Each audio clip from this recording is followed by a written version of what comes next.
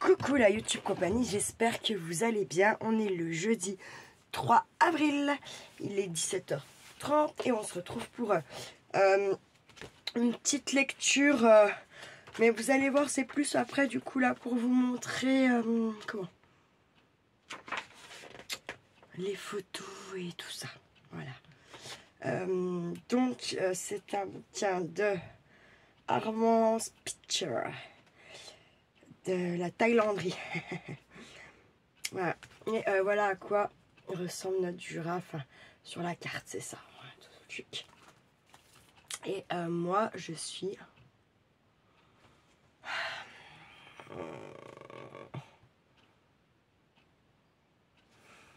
Je suis par là, quoi. Ouais, par là, quoi. Par là. Saint-Claude...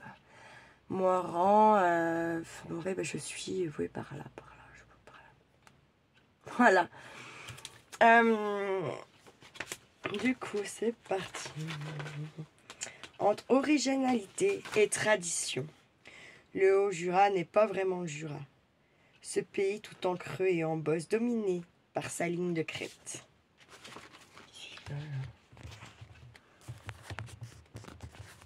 Attendez.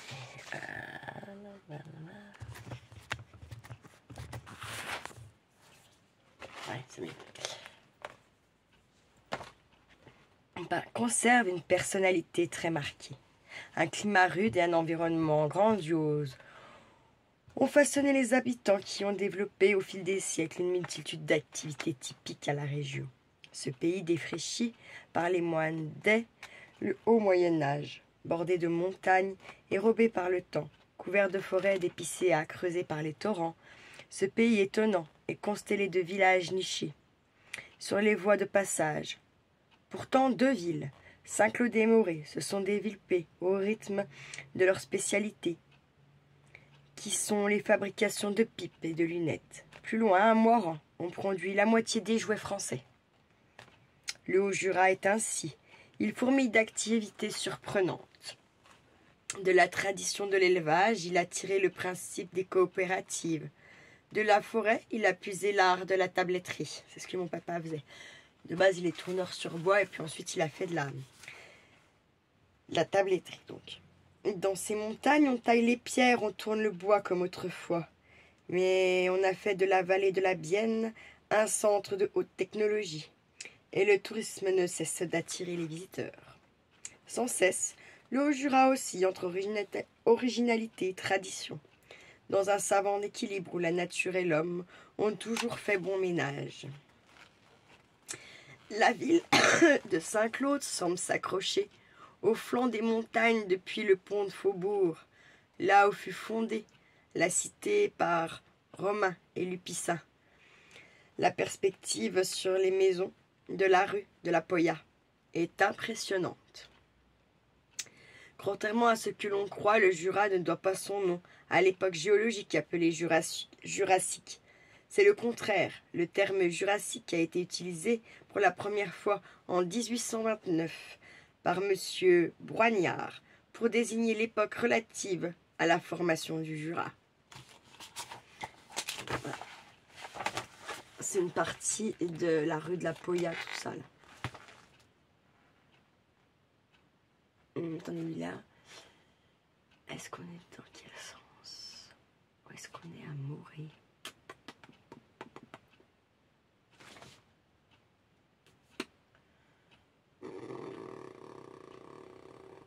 J'ai un doute. Est-ce que quand on est en bas, on voit le toit comme ça? Il faudrait que j'y aille en fait pour voir. J'ai un doute. Mais ça me paraît pas. Ça peut pas être Morée, c'est impossible. C'est trop lumineux. C'est encore plus sombre que Saint-Claude-Morée.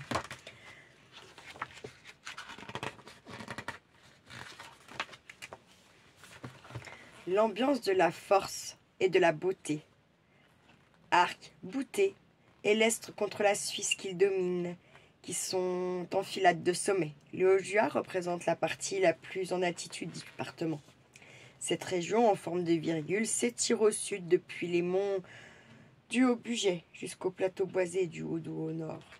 Le lac de Vouglan représente sa limite la plus à l'ouest. Les lacs du Haut-Jura sont des vestiges glaciaires. On les trouve sans crier gare, au hasard des balades, comme celui des Mortes, en limite du Haut-Doubs, près de Bellefontaine. Mais dans le Haut-Jura, rien n'est uniforme. L'altitude varie de 400 à 1500 mètres selon que l'on se situe au fond d'une vallée ou sur les crêtes. En quelques kilomètres, rivières, forêts, falaises, plateaux et sommets se succèdent à un rythme endiablé. Le visiteur grimpe, dégringole, remonte, en découvrant stupéfait des paysages sans cesse différents. Oh, mais il faut venir, hein. Faut venir visiter. Hein. C'est tout le charme du Haut-Jura qui invite sans cesse à la surprise. Pessières, prébois, cascades, crêtes, plateaux, enneigés, montagnards. On parle lent, troupeaux de Montbéliarde, hordes de chamois. Tavaillon, grenier fort, chef salé, rien n'est comme ailleurs et tout est si typique. Le Haut-Jura vous surprendra parce qu'il est fort, beau et imprévisible.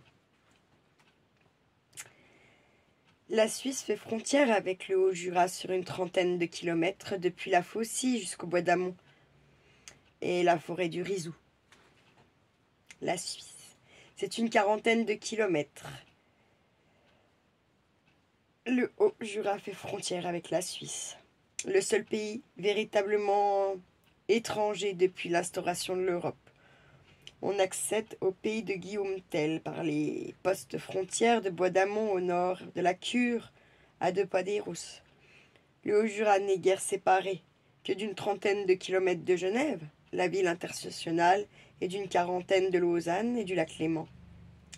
Mais c'est avec la vallée de l'Orbre et les pépites citées du Brassus et du Sentier que les Jurassiens ont le plus de contact. Allez. Attends, les autres.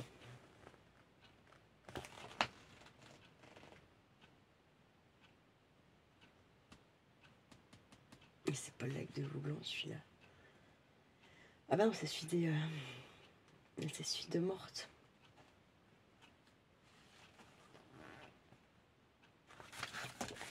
Voilà. Le parc naturel régional. C'est l'âme de cette région. Institué en 1986, il rassemble plus de 100 communes et dépasse largement les limites géographiques du Haut-Jura. En fait, le PNR rogne au nord les plateaux du département du Haut-Doubs et plus largement au sud la vallée de la Valserine ainsi qu'une partie de la plaine du pays de Gex dans l'Ain. C'est pourtant le Haut-Jura qui en constitue le cœur.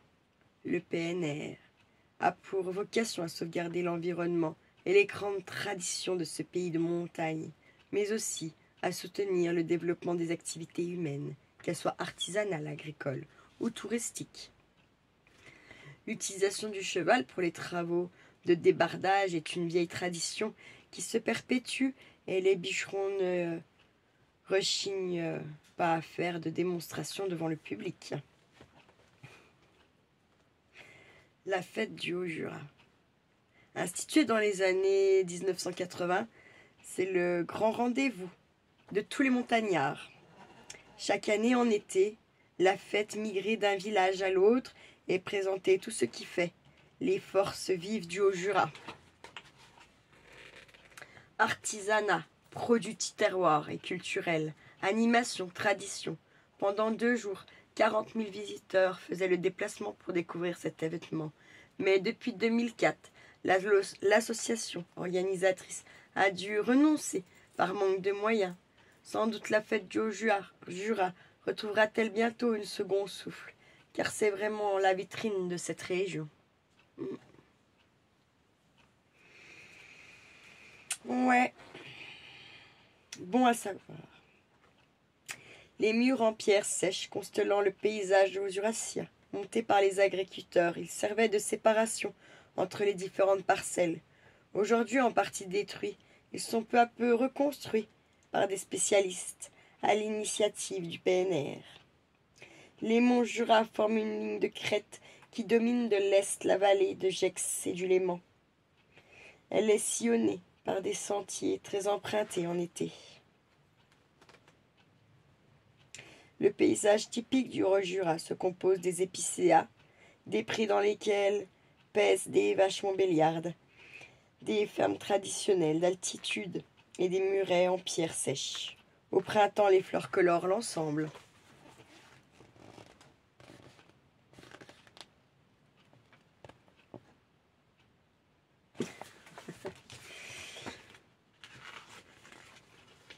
Si l'on peut considérer que les plus anciens témoignages d'un habitant dans le Haut-Jura remontent à l'époque gallo-romaine, avec le site de Villarderia, donc il y a un quart d'heure de chez moi.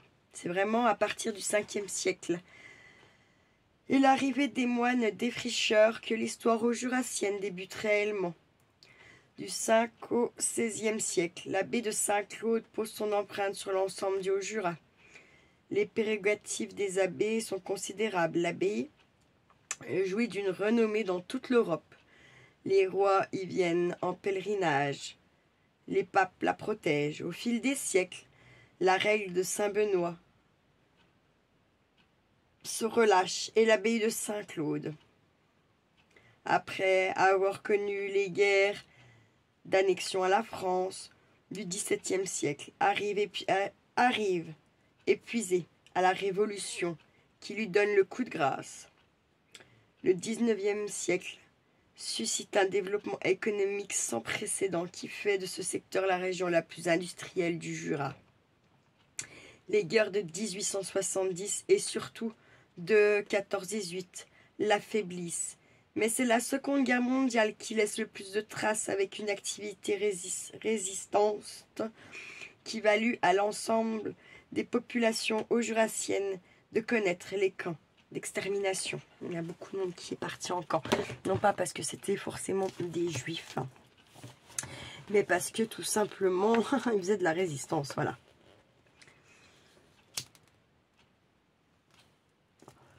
Le site gallo-romain de Villarderia explore à la charnière du 19e et du 20e siècle, va de nouveau faire l'objet d'une campagne de fouilles. Outre des vestiges de temples, de thermes et d'un pont, le sous-sol cache sans doute encore bien des mystères. Les fouilles engagées sur le site de Villarderia dès le 19e siècle ont fait apparaître 2 temples gallo-romains, datés du 1er siècle, dédiés à Mars et Bellone. Il s'agissait vraisemblablement d'un lieu de culte aménagé en 2 endroits le long du ruisseau, sacré Eria, qui dévale le lac d'Antre. Quelques centaines de mètres plus haut, outre différents objets, les fouilles ont mis à jour un superbe pont en pierre à 2 arches, ainsi que des thermes. Je finis de vous lire, puis après je vous montre les images, d'accord? Le lac d'Antre, c'est un endroit aussi mystérieux que magnifique. Ça dépend. Moi qui absorbe pas mal les énergies, je m'y sens pas. Rien que d'en parler, j'en ai la poule, vous voyez. Non, mais c'est pas des conneries. Hein. En remontant l'Eria depuis le site gallo-romain, on arrive sur un minuscule plateau où se niche un petit lac entouré de forêts et surplombé par une sorte de pain de sucre qui offre une vue magnifique. La légende veut que ce soit au bord de ce lac où on a retrouvé la trace d'un sanctuaire qui s'étendait la fameuse ville d'Antre qui aurait disparu mystérieusement.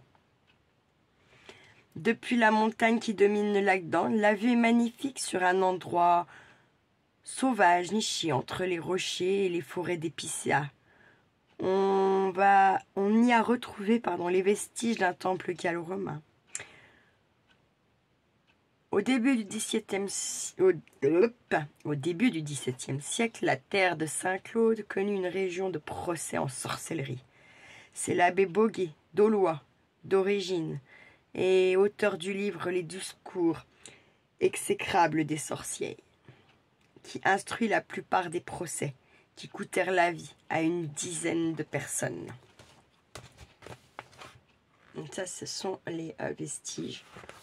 Et ça, c'est le lac d'Antre. Mais je vous y emmènerai en balade, je pense, un coup. C'est pas loin, on est à un quart d'heure c'est un quart d'heure d'ici. Donc je suis pas... Je chope pas les bonnes énergies. Moi, là, il y a plein de gens qui se sentent bien. Moi, je sais pas. Bon, après, ça fait un moment que je suis pas allée, ça peut changer. Hein.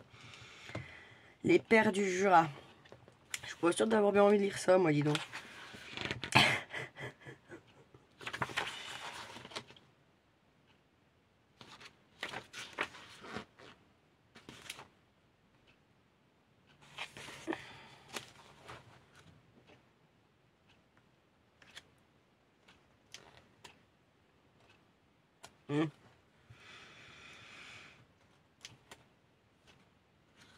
On a beaucoup d'églises, c'est vrai qu'il y a un paquet d'églises, c'est un truc de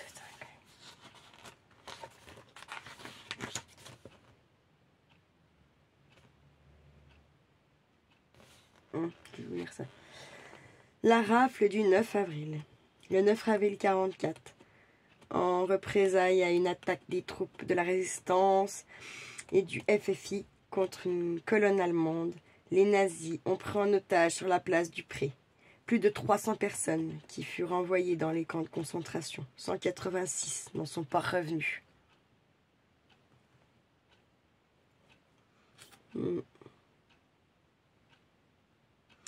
Romain et Lupissa ont fondé la première abbaye de Condat. Ils étaient accompagnés de leur sœur Yole. Leur histoire peut se lire sur les vitraux de la cathédrale Saint-Pierre.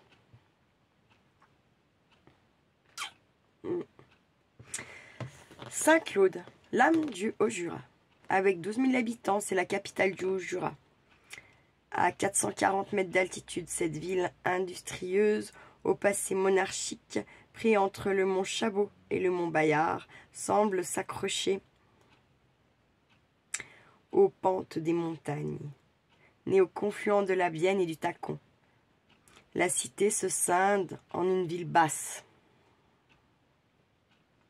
sur les bords des deux rivières où se succèdent les usines et les quartiers ouvriers, la papeterie, les arrivoires sous le pré, le faubourg, le Tomachon, la ville haute, 50 mètres plus haut, s'est développée autour de l'ancienne abbaye et s'étend de la cathédrale à la place du Pré et au Truchier.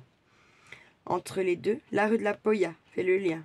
De son passé, Saint-Claude ne conserve pas grand-chose hormis la cathédrale Saint-Pierre et ses stalles du XVe.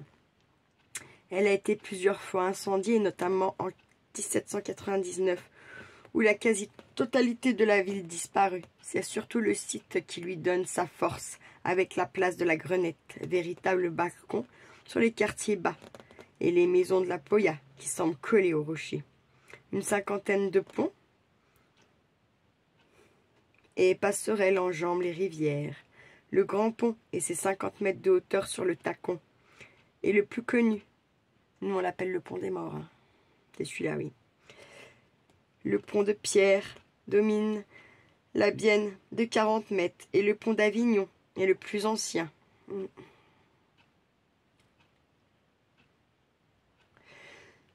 Le pont de Pierre sur la Bienne est également appelé le viaduc à cause de ses arches qui enjambent la rivière. Au-dessus, le quartier populaire des Avignonniers, créé dans les années 1970. Voilà, c'est les pères, d'accord. Et là, c'est donc Saint-Claude. Et donc là, on a le fameux pont des Morts. Et alors, attendez, je vous dis pas de conneries. Faut que je mette dans le bon sens. Pourquoi je suis dans le bon sens?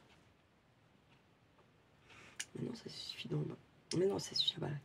Oui, donc... Ah non. Ah si. C'est dingue, j'ai l'impression que la photo, elle est pas dans le bon sens. Ça va, c'est l'hôpital, normalement. Ah non, il est là, l'hôpital. Je sais pas dans quel sens je montre la photo, je suis con, quoi.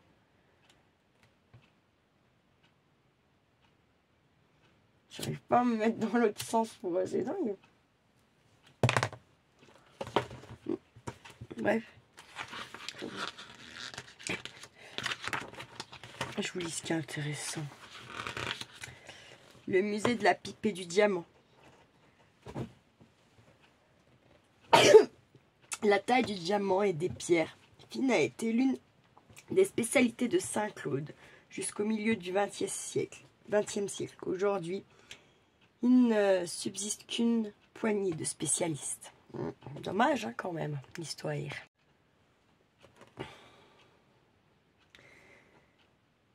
Situé rue Gambetta, juste derrière la cathédrale, il abrite une superbe collection de pipes et de tabatières ainsi que de machines.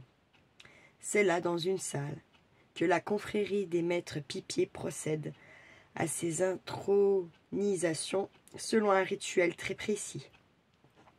Le musée du diamant retrace l'histoire de ce métier, représente des reproductions des plus beaux diamants du monde. Si l'origine de la ville remonte officiellement à 435, des fouilles entreprises dans la cathédrale ont mis à jour des vestiges gallo-romains et des traces de sites gaulois ont été repérées dans certains quartiers. Par ailleurs, une voie menant à Genève franchissait le Haut-Jura par Saint-Claude dès le début du premier millénaire. Mais oui, ils veulent nous faire croire qu'on n'était pas là. Bref, bon. Ça me fait rire les trous de balle, vraiment. Morée, fief de la Lunette. Morée, c'est l'autre ville du Haut-Jura, blottie au fond d'une cluse sur les bords de la Bienne à 700 mètres d'altitude. Complètement encaissée, la cité de 7000 habitants est d'un abord plutôt austère, avec son cortège d'usines qui s'étire le long de la rivière et son cœur de ville ramassé sur lui-même. Comme Saint-Claude, Morée est une cité industrieuse qui ne conserve guère de traces de son passé. Les quais sont sans doute les lieux les plus intéressants, surtout en été. La cité appelée autrefois Combe-Noire s'est développée à partir du XVe siècle, notamment à travers les clouteries installées sur les rives de la Bienne. C'est pourtant en 1796 que fut inventée la lunette qui, avec l'horlogerie, donna un coup de fouet économique à tout le secteur. Malgré une crise de mutation, la moitié des lunettes françaises viennent de Morée, où a été créée l'École nationale d'optique, fréquentée par des étudiants de toute la France. Et elle est réputée, vous ne rentrez pas si vous n'êtes pas très bon. Voilà quoi. Les viaducs, l'une des caractéristiques de Morée. Vous vous rappelez? Attendez, je vais vous montrer. Quand je vous emmenais chercher avec moi les clopes, on y est là, on y a vu hein, tout ça. On y a vu, on y est allé, quoi. Enfin on y est allé, on n'est pas allé dessus, mais voilà. L'une des caractéristiques, ce sont les viaducs ferroviaires qui grimpent en tournant le long des montagnes. La ligne qui relie Saint-Claude et Morée est particulièrement imposante dans son dernier tronçon. Depuis Morée et particulièrement depuis Morbier. Pour dégringoler sur la ville, le train franchit 5 viaducs en pierre taillée, dont l'un domine la cité, et un tunnel qui n'en finit pas de tourner. Une fois arrivé à destination, il faut descendre car la ligne ne va pas plus loin. Si Morée est au fond d'une cluse, en revanche, la ville est entourée de montagnes qui offrent de superbes panoramas sur toute la vallée. Quelques-uns ont des noms savoureux. La Roche-aux-Dattes, la Madone de Buclay, la Roche Brûlée, le Cuchet. Et voilà, je voulais vous montrer, regardez ce que vous allez faire typiquement du Haut-Jura, c'est ça. Voilà. La ferme haut-jurassienne, c'est une grosse bâtisse ramassée sur elle-même, souvent nichée au creux d'une combe ou d'une petite hauteur. Le toit couvert de tôle est réduit à son faîtage pour se terminer à 4 pans. C'est le toit montagnard. Le côté le plus exposé aux intempéries est souvent recouvert d'un bardage fait de petites lamelles de bois. Les tavaillons. Parfois, le tavaillon est remplacé par de la tôle. La ferme se compose au rez-de-chaussée d'une écurie qui jouxte l'habitation. Au-dessus, sur toute la surface, la grange sert à accumuler le foin pour la mauvaise saison. On y accède de l'extérieur par une petite pente qui permet de rentrer le matériel. Les fermes haut-jurassiennes sont aujourd'hui très recherchées. Elles coûtent une blinde. Le grenier est fort. Autrefois, un peu à l'écart de la ferme, un petit bâtiment servait à mettre à l'abri. Tout, à la fois des graines, des vêtements, des papiers. Bref, tout ce qui avait de l'importance et qu'on craignait de perdre dans les incendies fréquents. Certains greniers forts étaient pourvus d'une sorte de cave en sous-sol par laquelle on accédait de l'intérieur. On en trouve encore quelques-uns dans les hautes combes. C'est ça. Ah, attendez, là. Ici. On n'en trouve pas encore, on en trouve plusieurs hein, quand même.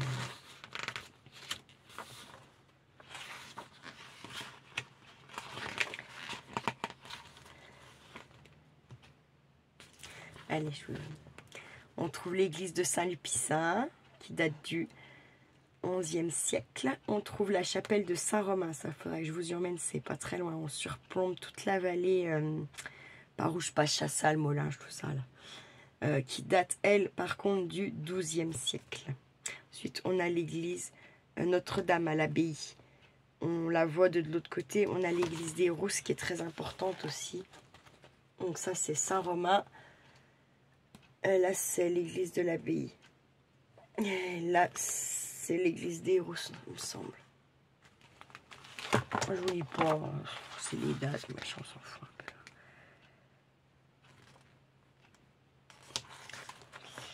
Les Souflacus. C'est la fête typique de Saint-Claude et son origine est toujours sujette à de longs débats. Inspirée de la fête des fous au Moyen-Âge, elle tirerait son origine d'une satire populaire de la vie souvent débauchée des moines, maîtres absolus de l'abbaye, souvent en conflit avec les autorités civiles de la ville. Toute une cohorte de gens, revêtus d'une longue aube blanche, le visage masqué, s'armèdent de soufflets pour aller débusquer le malin sous les jupes des femmes. La tradition s'est perpétuée jusqu'à nos jours où un cortège de chars parcourt les rues de la ville encadré par de centaines de souflacus. Le soir, on brûle le roi des souffles en place publique. Donc on y a fait, nous, avec Kiki, il y a 2 ou 3 ans. Et après, comme il manque de bénévoles, ils ne peuvent plus le faire tous les ans comme avant, en fait. Donc, on l'a pas eu l'année dernière, on l'aura donc c'est il y a 2 ans.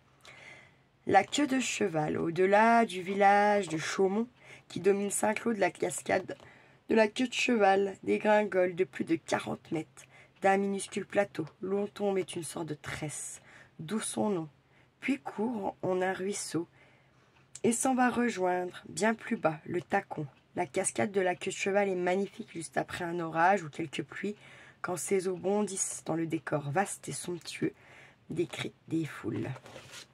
C'est celle-ci. C'est pareil, la qui va être plus grand va pouvoir aller faire la balade. On vous emmènera. La cascade des Combes, née du petit torrent très mystérieux de l'abîme. Elle tombe d'une dizaine de mètres au fond d'un site austère, sorte de cuvette cernée de roches et de bois, à quelques pas de Saint-Claude.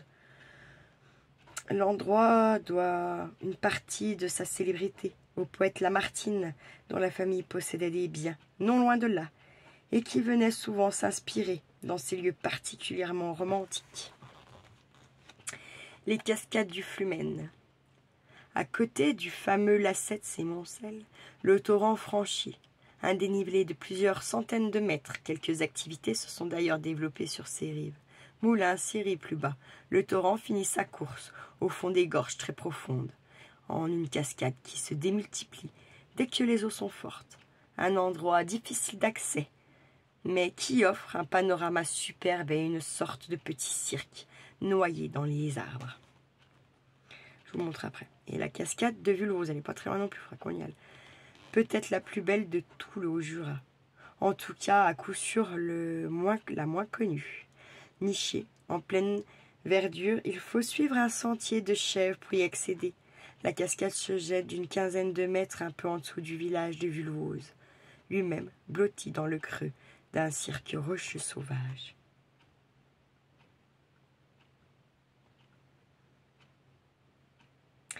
La cascade de Vulvose, très peu connue, cachée, forme bien à l'abri des rochers et des sapins. Il faut la mériter. Mais quel plaisir! Je vous montre donc ça, queue de cheval. Et là, on a les Fuennes et là, celle de Vulvose. Mais il n'y a pas beaucoup d'eau là pour Vulvose. Du coup, on n'a pas l'impression que c'est la plus belle. Mais oui, si, c'est une des plus belles quand même.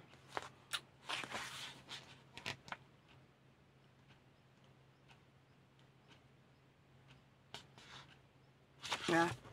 On va s'arrêter là pour aujourd'hui. C'est pas mal déjà, non?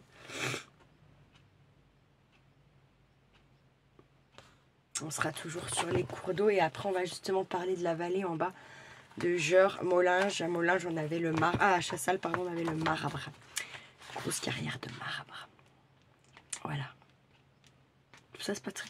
C'est tout est là à côté. Hein. Je peux quasiment tout vous emmener voir, en fait. Vraiment. Mais on va le faire, on va le faire. On va le faire.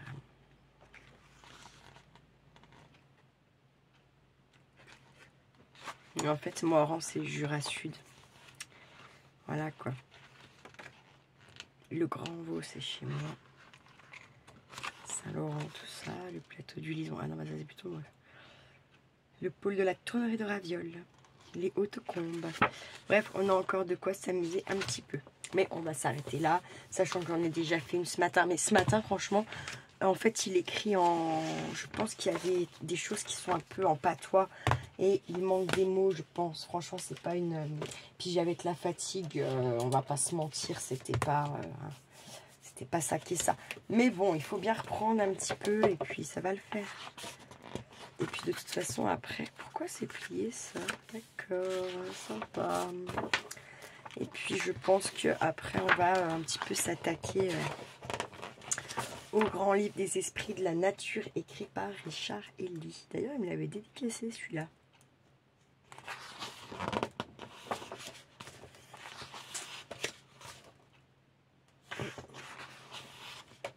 Vous allez voir, il y a des trucs super bien là-dedans. Ouais. Bref, on lira ça la prochaine. Peut-être demain, j'en ferai une. C'est qui a envie d'écouter demain soir. Voilà. Sur ce, je vais vous laisser. Je vais vous souhaiter une bonne fin de journée. Prenez bien soin de vous. Prenez bien soin de ceux que vous aimez, comme d'habitude. Et puis, ne faites pas trop les fous, la YouTube compagnie. Ciao, ciao!